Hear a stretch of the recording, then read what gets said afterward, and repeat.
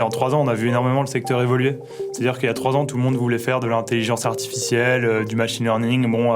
Aujourd'hui, les gens se rendent compte aussi beaucoup plus que faire du machine learning ou de l'intelligence artificielle.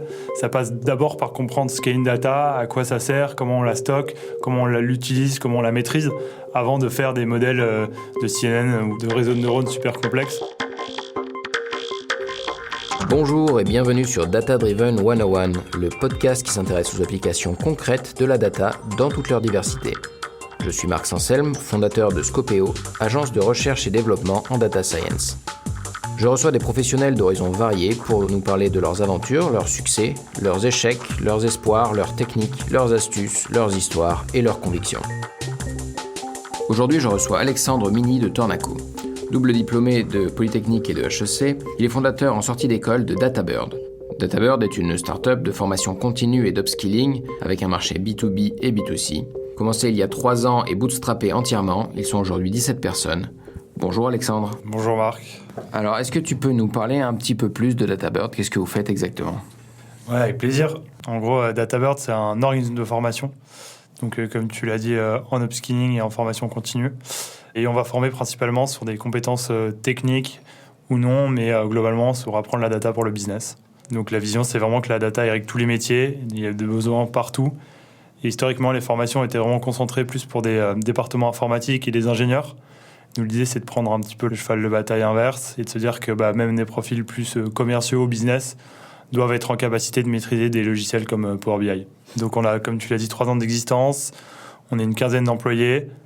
On forme à la fois des particuliers, qui est notre cœur de métier historique. Récemment, on a développé plutôt le B2B. Donc, on travaille avec TF1 ou avec Google et des différentes agences marketing pour former des personnes aux fondamentaux de la data.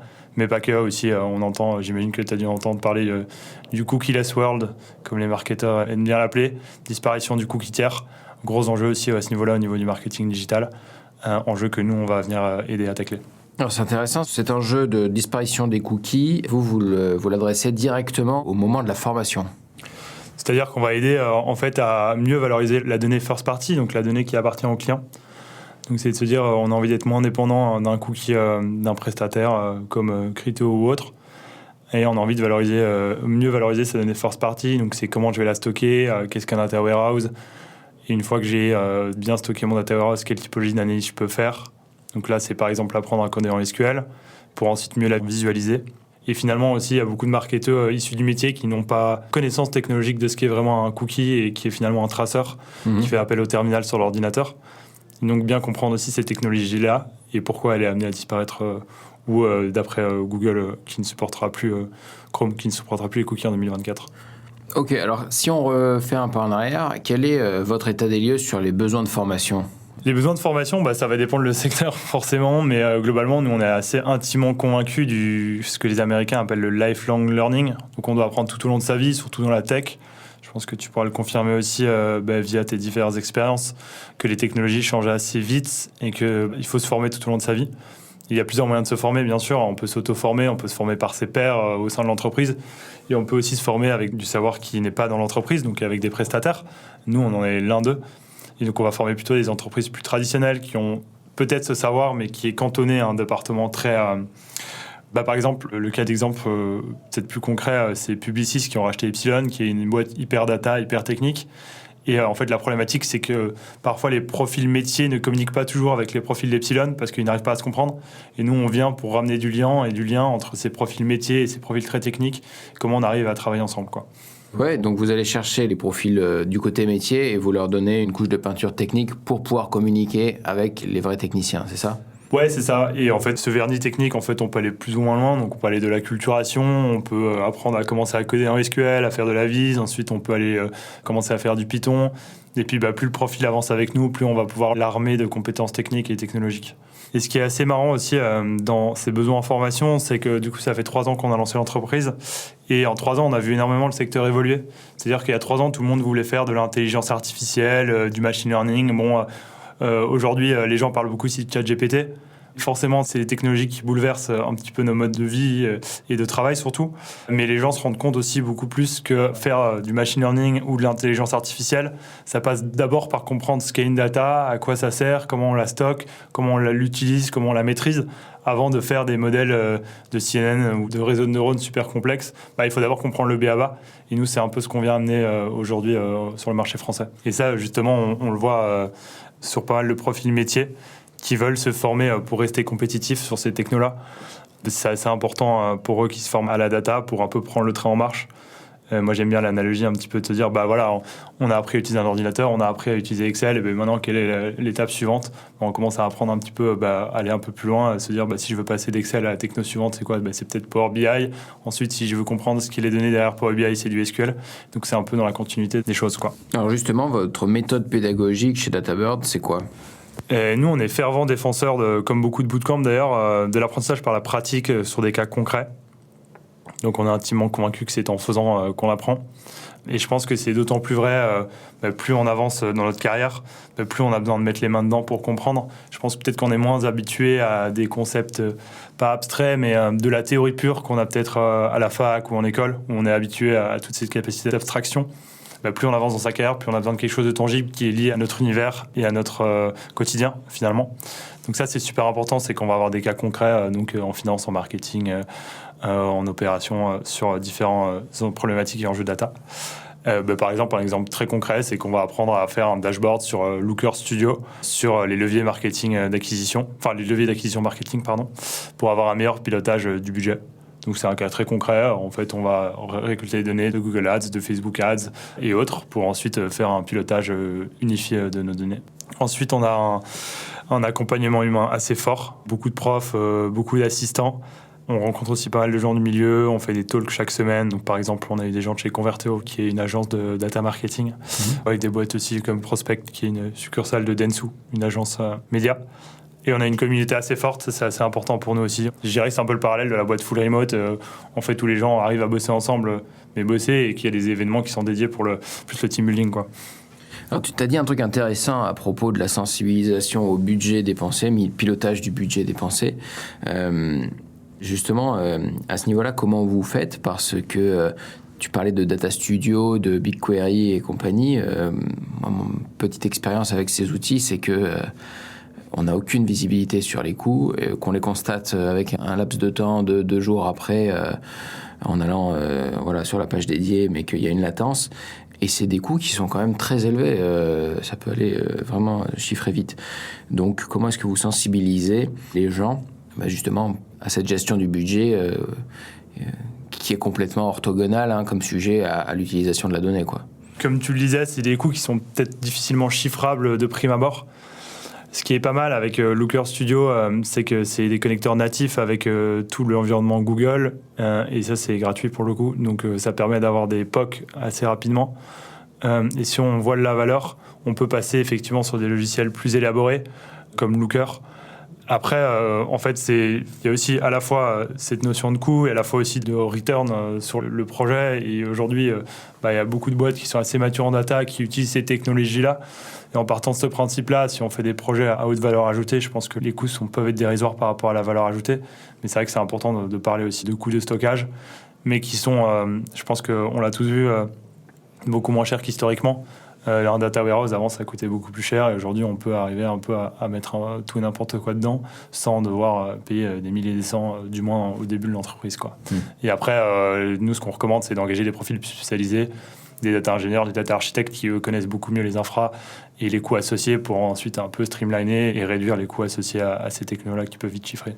Mais dans un premier temps, c'est pas l'enjeu principal. D'accord. Quels sont les profils qui viennent se former sur DataBird ? Alors, c'est assez marrant parce qu'on a pas mal de profils différents. On a des gens qui sont plutôt issus de la tech. Donc, on a des product managers de chez Celency, par exemple. Je pense à Maxime. On a des gens issus d'entreprises plus, je dirais, traditionnelles. Et encore, c'est un mot un peu fourre-tout. Mais ils sont globalement proches de la donnée. Donc, quand je dis proche de la donnée, globalement, nous, le proxy qu'on utilise, c'est les gens qui touchent à Excel. En gros, Excel, c'est quand même de la donnée. Donc, on a Laura qui était RH chez Decathlon. Donc, globalement, c'est une fonction, ça est issu d'un département ressources humaines.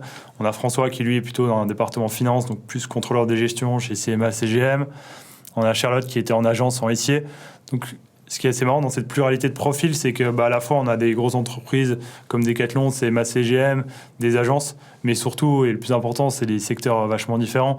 Donc du RH, de la finance, du marketing. Ça appuie vraiment le point qu'aujourd'hui la donnée, la compréhension de la donnée et la capacité de produire un dashboard, elle va concerner tous les départements qui historiquement ont bossé sur Excel ou qui ont un reporting à faire. On a aussi des gens un peu plus éloignés de la data en pleine reconversion, et là on va les accompagner de manière un peu plus exhaustive. Donc on a Stéphanie qui était infirmière de bloc opératoire. Donc ça, c'est toujours assez marrant de voir une infirmière qui est devenue data analyst. Et on a Nico qui était aussi ingé son. Donc ça, c'est des profils qu'on aime bien aussi accompagner. Là, on va demander beaucoup plus d'investissement de leur part, forcément, parce qu'il y a plus de chemin à parcourir. Et au niveau de la seniorité, on a un petit peu tout. On a des contributeurs individuels, on a des managers. On a eu le CFO Laurent Merlin Portugal qui est venu se former aussi chez nous, donc c'est plutôt au niveau assez senior. Et on a des gens aussi qui sortent d'écoles. On a des écoles plutôt commerce. Et alors pour la partie, on va dire, remise à niveau, mathématiques, ces choses-là qui sont un peu les prérequis, est-ce que vous êtes capable d'accompagner également ? On est capable de les accompagner. Il faut savoir que nous, on va être plutôt une formation sur la techno en tant que telle. Donc, c'est-à-dire qu'on va faire... généralement, les gens maîtrisent déjà Excel, donc ça va être plutôt... Enfin, pas généralement, c'est un prérequis en fait. C'est du SQL, du Python et un logiciel de vise, globalement. Et nous, ce qu'on va faire, c'est rajouter une brique de stats là-dessus, mais c'est le début. Et on va pas faire des modèles de machine learning, on va devoir faire une vecteur propre, valeur propre d'une matrice pour, optimiser l'un ou l'autre paramètre. Ça, on laisse plutôt aux data scientists qui sont purs matheux. Là, c'est plutôt armer un profil métier qui va avoir une forte compréhension de ce que représente la donnée dans son secteur, dans son entreprise, pour être plus efficace dans son travail, mieux automatiser, gagner du temps et pouvoir appréhender un petit peu aussi des données qui viendraient d'autres départements pour fournir ces analyses. Alors, quels sont les profs qui viennent sur ce genre d'outils ? Quels sont les profils des gens qui enseignent ? On a des profs, globalement, qui sont issus de la majeure que j'ai faite, donc en data XHEC. On a aussi des anciens élèves. Donc, pour le petit fun fact, on a recruté un de nos anciens élèves en CDI. Donc, c'est que la preuve, quand même, qu'on a vachement confiance au modèle et que ça marche, qui est maintenant prof et ingé pédago chez nous. Et globalement, c'est des experts sur les outils langage et qui ont une bonne compréhension de l'entreprise, comment elle fonctionne. Et surtout, le plus important, c'est des gens qui aiment transmettre, qui sont passionnés par l'éducation. Il y a quand même une vraie notion de patience, je dirais, et d'empathie dans la formation qui est essentielle. Donc ça, c'est super important. Et ce qui est important aussi pour nous, c'est que c'est des gens qui sont en freelance. Ça permet d'éviter une certaine redondance, de donner 10-15 fois le même cours. Je pense qu'on perd une certaine partie de sa passion. Donc nous, la problématique, c'est qu'on doit reformer des gens continuellement. Mais au moins, on a des gens qui sont toujours aussi passionnés par ce qu'ils font, quoi. C'est quoi, selon toi, les atouts de votre approche et les limites ? Les atouts, effectivement, c'est de garder toujours des gens motivés. Soit c'est en entreprise, dans ce cas-là, c'est des problématiques qui sont relativement différentes chaque fois. Donc ça, c'est super intéressant. Et si c'est des programmes plus B2C ou c'est des programmes qui sont quand même bien rodés, on va avoir une certaine continuité. C'est vrai que le fait d'avoir des freelances permet de faire un roulement. Et quand on sent des profs qui se fatiguent ou qui répètent un petit peu un cours machinalement, ça nous permet de faire des roulements, donc ça c'est super intéressant.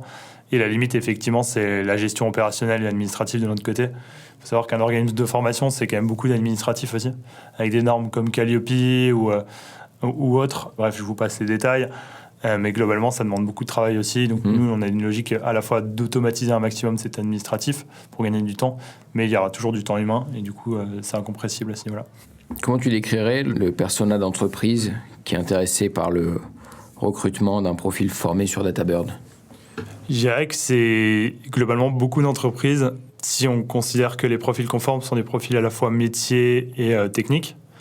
Globalement, dans la majorité, ça va être des entreprises qui ont déjà des projets data en cours.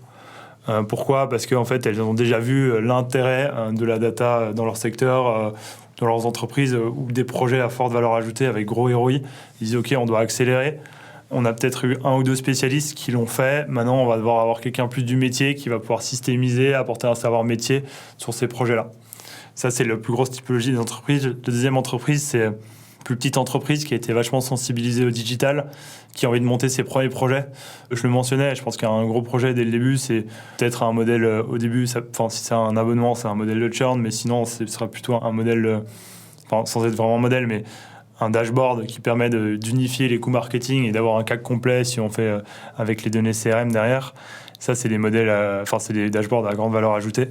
Et ça, c'est des projets aussi que les petites entreprises peuvent être amenées à lancer et du coup recruter nos profils. Donc je dirais deux grands types.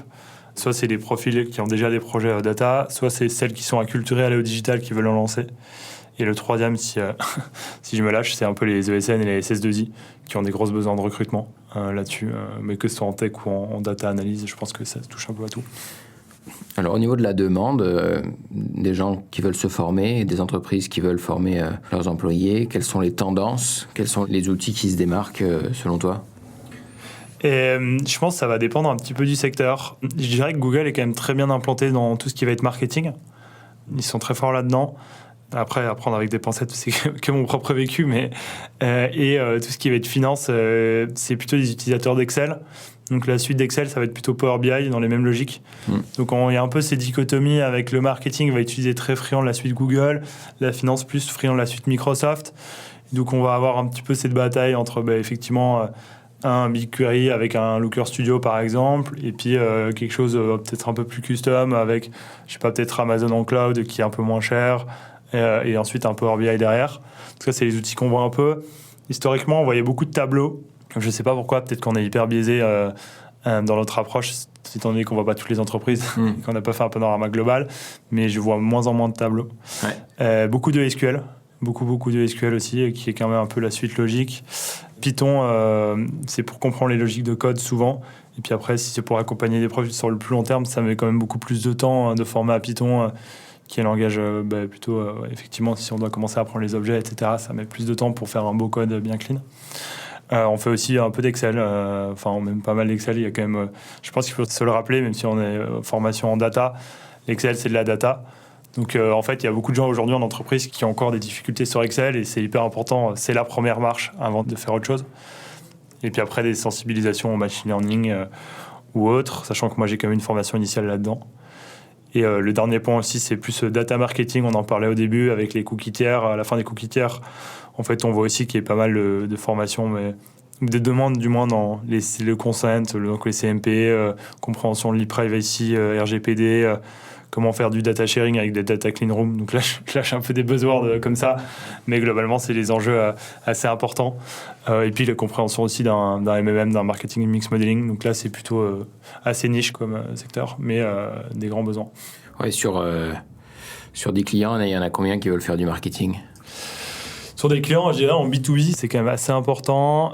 Et en B2C, c'est difficile à chiffrer, mais je dirais que il y a bien un tiers qui viennent du marketing. D'accord. Qui est pas mal, sachant qu'on a quand même une vraie pluralité de profils. Donc peut-être que je dirais un tiers marketing, un tiers finance et le tiers autre, quoi. Alors est-ce que vous servez de la data en interne pour votre business, pour votre développement ? Et si oui, qu'est-ce que vous faites ? Oui, c'est une super question. On n'est pas encore une multinationale, donc en étant que 15, on ne génère pas non plus énormément de données. On n'est pas non plus une boîte de e-commerce, donc à part peut-être les données d'analytics qu'on a sur notre site, et encore, on n'a pas non plus tellement de visiteurs. On n'a pas énormément à faire. Mais tout ce qui est pilotage de notre budget marketing, on l'a automatisé, on l'a mis sur un dashboard, et on a justement enrichi ça avec nos données CRM. Donc ça nous permet effectivement de piloter la rentabilité selon nos différents canaux. Donc ça, c'est vraiment super important. Et ça, je pense que c'est un des projets essentiels qu'on a aujourd'hui avec de la data. On fait aussi de l'analyse automatisée au niveau des réseaux sociaux. Donc c'est assez marrant, mais c'est un peu comme ce podcast-là. Il y a de plus en plus d'entreprises qui commencent à poster sur LinkedIn. Et l'idée, c'est aussi d'utiliser LinkedIn comme un vecteur de communication qui a toujours été le cas, mais aussi un peu plus un vecteur de performance. Comment arriver à mieux comprendre l'algorithme, mieux comprendre ce que les gens attendent, du moins les gens dans notre cœur de cible. Et ça, cette analyse de performance, on l'a automatisé aussi sur les différents réseaux qu'on va utiliser. Et donc ça, c'est plutôt un cas communication. Et le dernier cas, c'est le cas plus commercial. Sur notre CRM, on fait beaucoup d'analyses, effectivement, sur la vélocité de nos différents deals. Et ça aussi, c'est des analyses, je dirais, plus par cohorte. Savoir s'il y a des cohortes qui répondent mieux que d'autres en fonction de l'acquisition en amont. Quand vous segmentez un peu le marché en fonction de vos cycles de vente avec chaque segment, en gros. Exactement, ouais. Est-ce que tu as une anecdote à partager sur la data ? Ouais, il y a une anecdote que j'aime bien raconter. C'est quand on était encore étudiant à HEC, on faisait un projet pour une banque et c'était assez marrant de voir que ce qu'on nous avait appris pendant un an à l'IX, qui était globalement faire des random forest et des réseaux de neurones, je tire un peu le trait, mais globalement c'est pas mal ce qu'on a fait, donc des maths globalement et un peu d'infos. On est arrivé en entreprise. Le projet, c'était, si je me souviens bien, c'était analyser selon les plans épargne retraite, qu'est-ce qui a été le choix des salariés. On nous donne la data, c'est des Excel, il n'y avait pas de data dictionary, donc on ne savait pas ce que représentaient les colonnes. Les données étaient sous les mauvais formats, elles n'étaient pas propres. Et on nous demandait de faire un modèle de machine learning pour prédire les consommations futures de PEA. Et ça m'a assez frappé parce que en fait, l'entreprise, ce qu'elle avait besoin, c'est d'avoir une bonne data governance.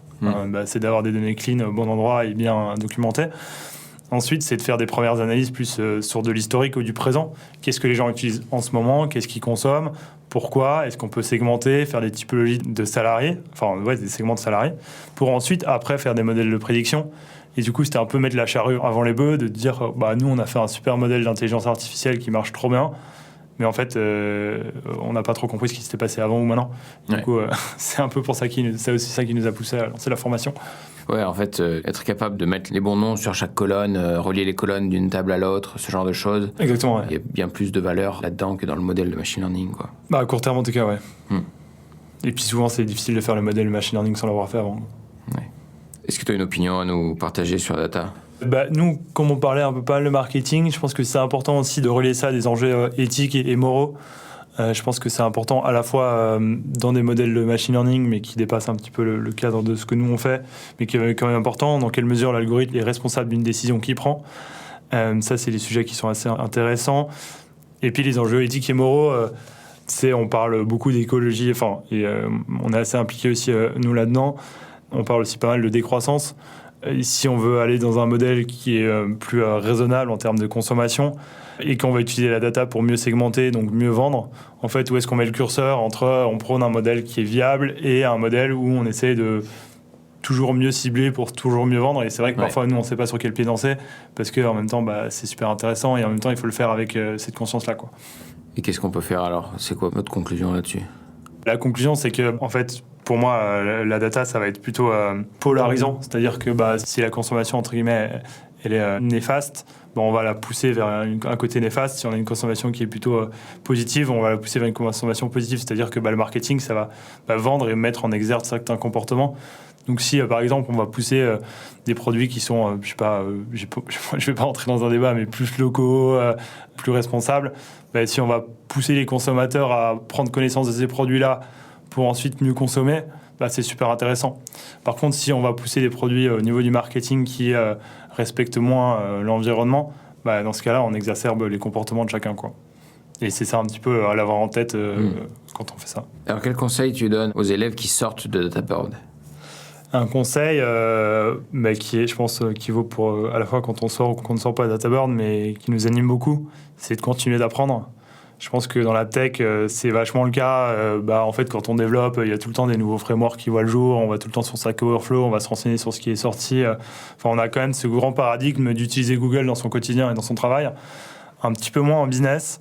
Et du coup, l'idée, c'est de se dire, en fait, la technologie, aujourd'hui, elle touche pas que les départements informatiques, elle va toucher tout le monde. Tout le monde a un téléphone, tout le monde utilise Internet. À partir de ce moment-là, il faut commencer à comprendre comment ça fonctionne réellement.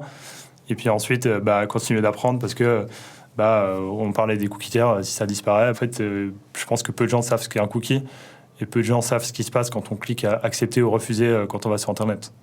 Et ça va risque de changer encore demain, après-demain. Et du coup, l'idée, c'est de commencer à apprendre et de continuer à apprendre tous les jours. Alors, quelle est la suite pour DataBird? C'est quoi les grands chantiers? La suite pour DataBird, c'est, je pense, premièrement, c'est une consolidation, quand même, c'est important dans l'éducation, la formation. Il y a une vraie notion de confiance, donc une vraie notion d'image de marque. Donc c'est à la fois être connu, mais surtout être respecté, et du coup avoir cette image de marque de la data au service du business, mais cette image quand même d'excellence qui nous anime beaucoup. On a vu beaucoup d'organismes de formation avec le CPF. J'imagine que tu as aussi été appelé 10-15 fois par jour pour te demander quel CPF tu avais sur ton compte. Moi aussi. Et je trouve que ça a été assez néfaste, négatif pour le secteur. Et en fait, c'est pas du tout ce que nous on prône. Aujourd'hui, le CPF, c'est une aide. Si on en a, tant mieux. Si on en a pas, ça devrait pas être un frein. Mais c'est une aide pour la formation et il y a plein de formations super qui voient le jour. Et on est un peu aux antipodes de cette formation qui vise un démarchage téléphonique et dont le prix de la formation est complètement identique à la cagnotte CPF. Ouais. Donc ça, c'est super important pour nous de bien s'ancrer dans cette logique-là. Ensuite, on aimerait développer nos offres de formation en B2C. Donc là, j'ai parlé vachement de data analyse. Donc on a parlé SQL, Python, Power BI par exemple. On a envie de s'étendre aussi à des logiques peut-être plus data marketing, donc web analyse aussi, qui sont des grands enjeux. Finance aussi, sur en fait comment je fais un pilotage plus global de mon entreprise avec une vision plus unifiée de mes données, avec par exemple un data warehouse qui les recoupe toutes. En fait, tu peux plus rapidement avoir une vision plus unifiée. Et dernièrement, développer aussi l'offre entreprise qu'on a récemment développée. Donc par exemple, là maintenant, on bosse avec TF1 sur les différents enjeux. Et du coup, c'est de pouvoir aussi développer notre catalogue de formation en entreprise. Ok, merci Alexandre. Merci Marc. Vous venez d'entendre Alexandre Mini de Tornaco, cofondateur de DataBird sur Data Driven 101. Si vous avez aimé et que vous voulez nous soutenir, n'hésitez pas à vous abonner à la chaîne, à liker et à partager. Dans le prochain épisode, je recevrai Maxence Cernou, chercheur chez Rain, pour parler de réseaux de neurones physiques et de leur implémentation. À très vite.